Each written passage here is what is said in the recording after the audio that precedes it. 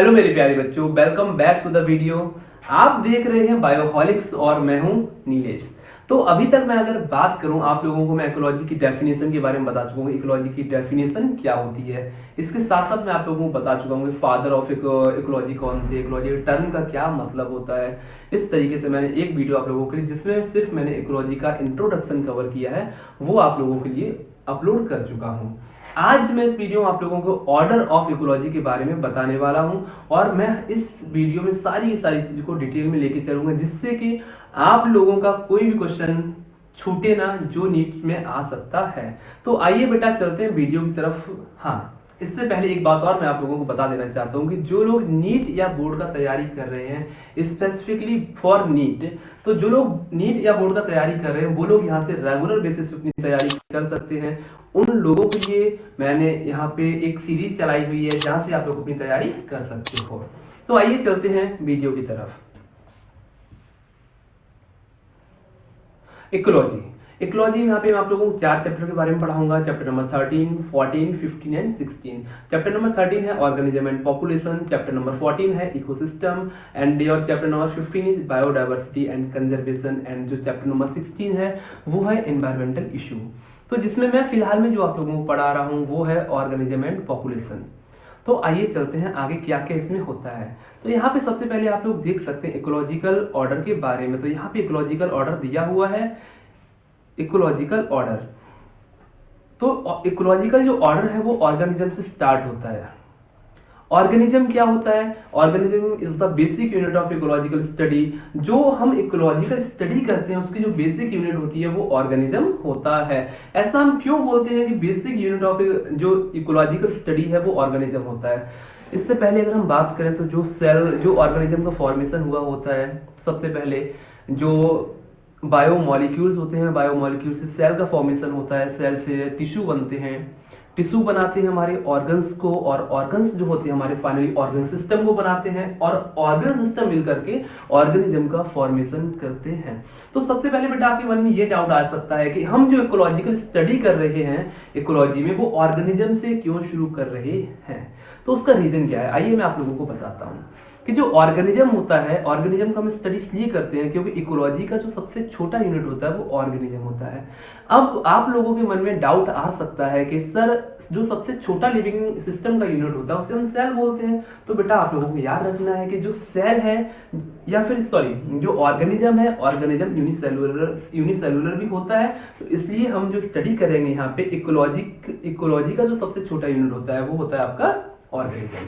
तो अब हम बात करते हैं ऑर्गेनिज्म के बारे में, basic unit of ecological study. And इसके साथ साथ अगर हम बात करें तो this is the smallest unit of ecological organisation. Highlight कर दे रहा हूं मैं इस चीज को, और आप लोगों को इन पॉइंट्स को एज इट इज याद रखना है। Smallest unit of ecological order, okay.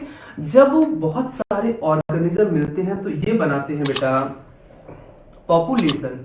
और जब ऑर्गेनिज्म का फॉर्मेशन होता है तो यहाँ पे मैं एक एग्जांपल की फॉर्म में आप लोगों को बताने की कोशिश कर रहा हूँ। जैसे ह्यूमन एक ऑर्गेनिज्म है, प्लांट एक ऑर्गेनिज्म है, एक कोई स्पीसीज, किसी भी स्पीसीज को हम कंसीडर कर सकते हैं, जैसे डॉग है, कैट है, रैट, डियर, रैबिट, आप किसी को भी ले सकते हो। सारे के सारे ऑर्गेनिज्म हैं अपने आप में। जब हम एक से ज्यादा ऑर्गेनिज्म को कंबाइन कर देते हैं तो ये बनाते हैं पॉपुलेशन को। जैसे मैंने यहाँ पे ह्यूमन का एग्जांपल दिया हुआ है, तो आप लोग देख सकते हो ये ह्यूमन है, इसको मैं रिप्रेजेंट कर दे रहा हूँ एच से। अगर एक ह्यूमन है इसे हम ऑर्गेनिज्म बोलेंगे, और जब बहुत सारे humans of same type combine होंगे तो उससे हम बोलते हैं पॉपुलेशन। यहाँ पे आप लोगों को ये ध्यान रखना है। आपके मन में फिर से एक डाउट आ सकता है कि सर, आप जो बोले पॉपुलेशन ऑफ ह्यूमन, तो ह्यूमन तो एक स्पीसीज हुआ।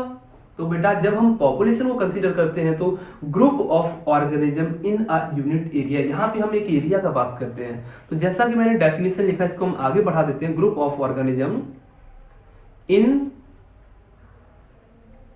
N unit area.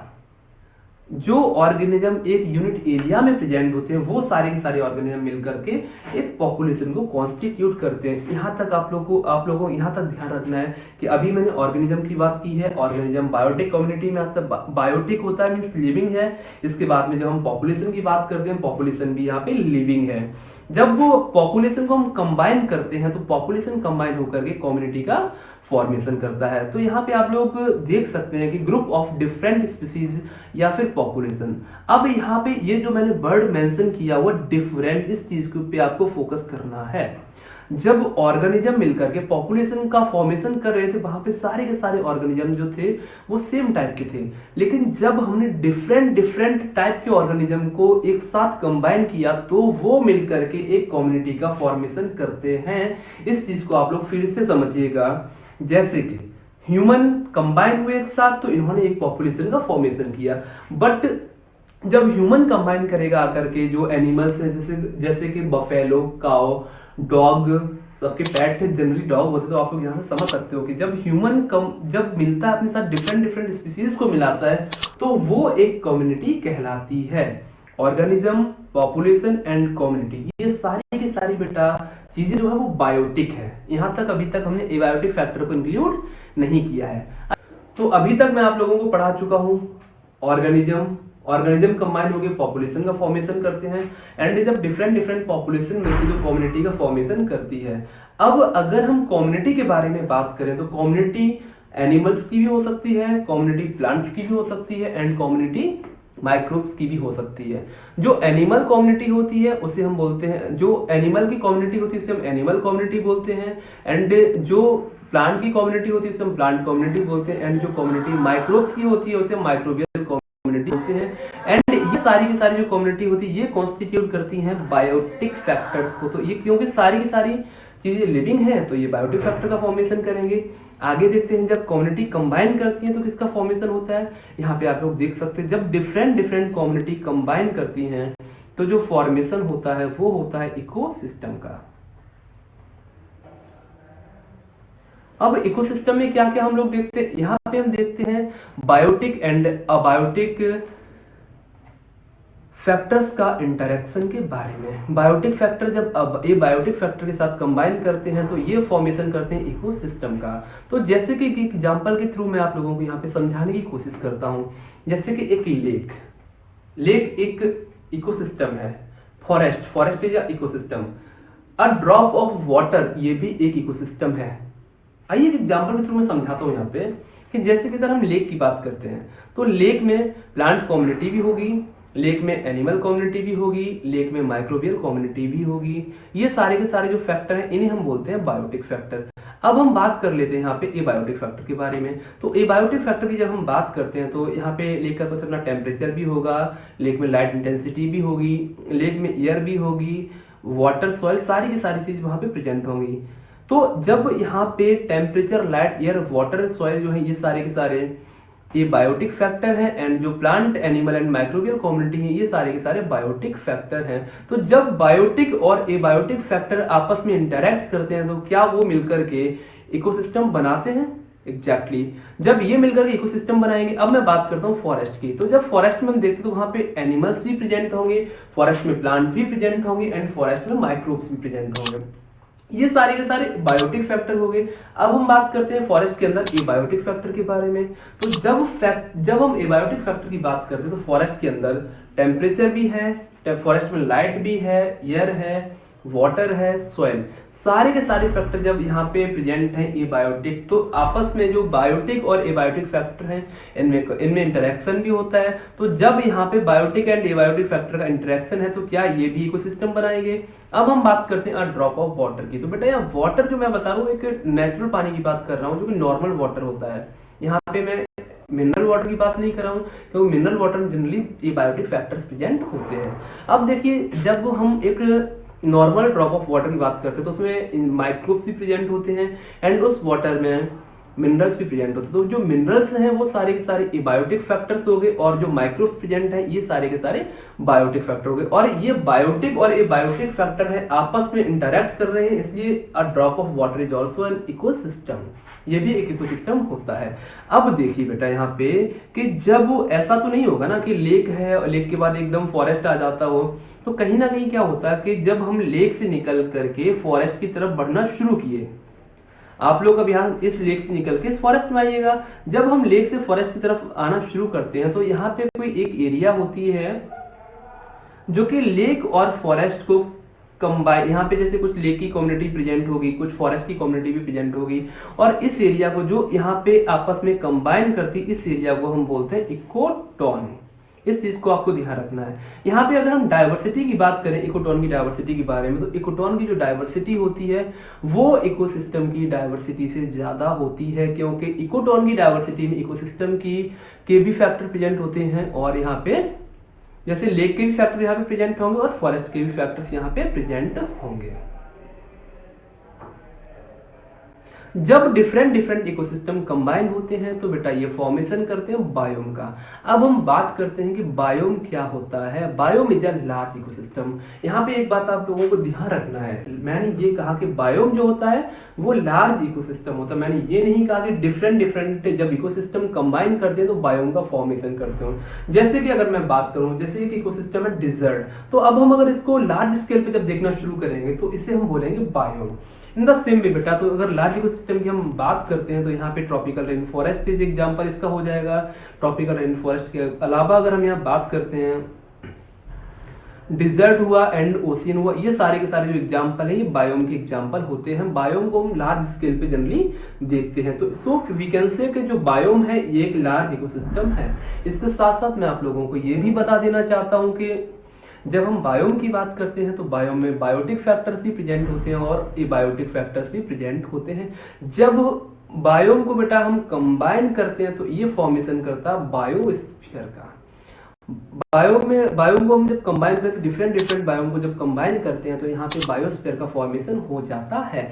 अब बायोस्फीयर की अगर हम बात करते हैं तो बायोस्फीयर बेटा एयर में हो सकता है। जब बायोस्फीयर एयर में होगा तो इसको हम बोलते हैं एटमॉस्फेयर। जब बायोस्फीयर हमारा जमीन पे होगा तो उसको हम बोलते हैं लिथोस्फीयर, और जब बायोस्फीयर हमारा पानी के अंदर का होगा तो उसे हम बोलते हैं हाइड्रोस्फीयर।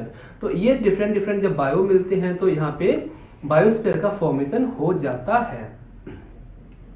आगे बढ़ते हैं बेटा, देखिए यहाँ पे मैंने अभी आप लोगों को यहाँ पे मैंने अभी एक नया टर्म इंट्रोड्यूस किया है जिससे हम बोलते हैं लैंडस्केप। अच्छा, लैंडस्केप क्या होता है?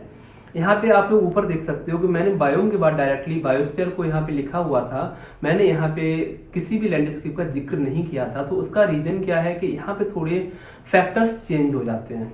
जैसे कि जब हम यहाँ पे आप लोगों को बता देना चाहते हैं, मैंने क्या किया था, जो ये सारे के सारे फैक्टर को कंबाइन किया था तो इसका जो बेसिस था वो था साइज एंड कॉम्प्लेक्सिटी।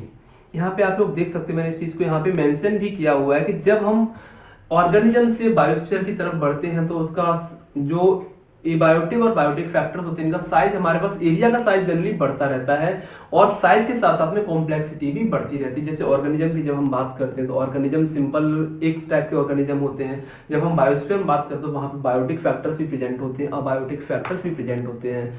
तो ये यहाँ पे साइज भी बढ़ता है और कॉम्प्लेक्सिटी भी बढ़ती है। तो ड्यू टू सम चेंजेस यहाँ पे कभी कभी एग्जामिनर आपको घुमा सकता है, तो इसलिए मैंने कोशिश की कि आप लोगों की सही से समझा सकूं, तो इसलिए मैंने लैंडस्केप वर्ड को अलग से इंट्रोड्यूस किया है। लैंडस्केप जनरली प्रेजेंट होता है in between the biome and biosphere. इसका डेफिनेशन है different ecosystem with different ecosystem with natural boundary. अगर हम डिफरेंट इकोसिस्टम को कंबाइन करते हैं जिनका बाउंड्री जो है वो एक नेचुरल बाउंड्री हो, मैन मेड बाउंड्री की बात मैं नहीं कर रहा हूं, तो जिसका नेचुरल बाउंड्री हो तो वो कॉन्स्टिट्यूट करता है एक लैंडस्केप को। देखिएगा, जैसे कि एक डिजर्ट है, फॉरेस्ट है, ओशियन है, ये सारे के सारे बायोम्स हैं। ये जब बायोम बेटा एक साथ कंबाइन होते हैं तो इसको हम जनरली बोलते हैं लैंडस्केप। ओके, तो जैसे हम अगर इंडिया की बात करें, यहाँ पे मैं एक इंडिया के एग्जांपल के थ्रू आप लोगों को बताना चाहता हूँ। जैसे कि ये यहाँ पे हमारे इंडिया में डिजर्ट भी है, फॉरेस्ट भी है, ओशियंस भी प्रेजेंट हैं। अगर हम फॉरेस्ट की बात करते हैं तो यहाँ पे ट्रॉपिकल रेन फॉरेस्ट प्रेजेंट हैं, डिसाइडस फॉरेस्ट प्रेजेंट हैं। तो इस तरीके से हमारा इंडिया एक लैंडस्केप इसको हम बोल सकते हैं। अब देखिए बेटा, जब यहाँ पे मैंने बात करी साइज और कॉम्प्लेक्सिटी के बारे में, तो जब हम बायोम की बात करते हैं तो जनरली क्या होता है कि जो biome are greater than the landscape में, यहाँ पे जनरली ऐसा होता है, जनरली बायोम्स जो होते हैं बेटा इनका एरिया ज्यादा होता है लैंडस्केप से।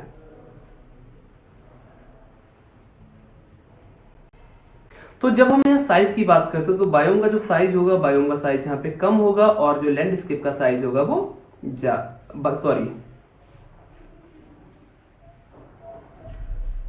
जो बायोम का साइज होगा वो ज्यादा होगा एंड लैंडस्केप का जो साइज होगा वो कम होगा। तो यहाँ पे इस चीज को मैं मेंशन कर दे रहा हूँ, बायोम का साइज ज्यादा होगा एंड लैंडस्केप का जो साइज होगा वो कम होगा। लेकिन जब हम कॉम्प्लेक्सिटी की बात करते हैं, यहाँ भी थोड़ा ये प्रिंटिंग एरर हुआ है, इस पे ध्यान नहीं देना आप लोगों को।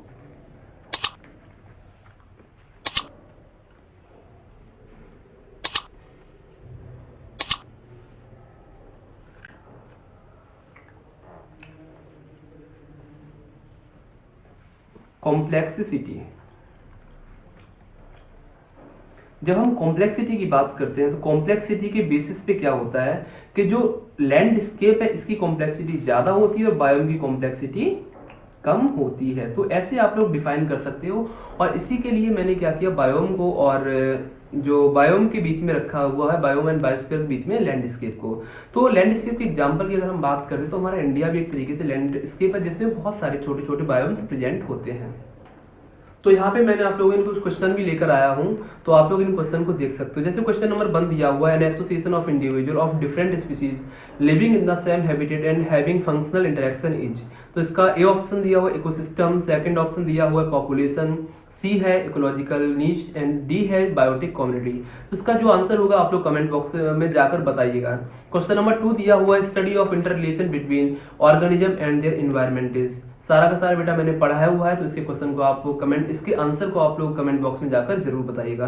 क्वेश्चन नंबर 3 दिया हुआ है व्हाट आर बायोटिक फैक्टर। ये भी मैंने आप लोगों को बताया हुआ है कि बायोटिक फैक्टर्स क्या होते हैं एंड ये बायोटिक फैक्टर्स क्या होते हैं। क्वेश्चन नंबर 4 दिया हुआ है व्हाट इज अ बायोम।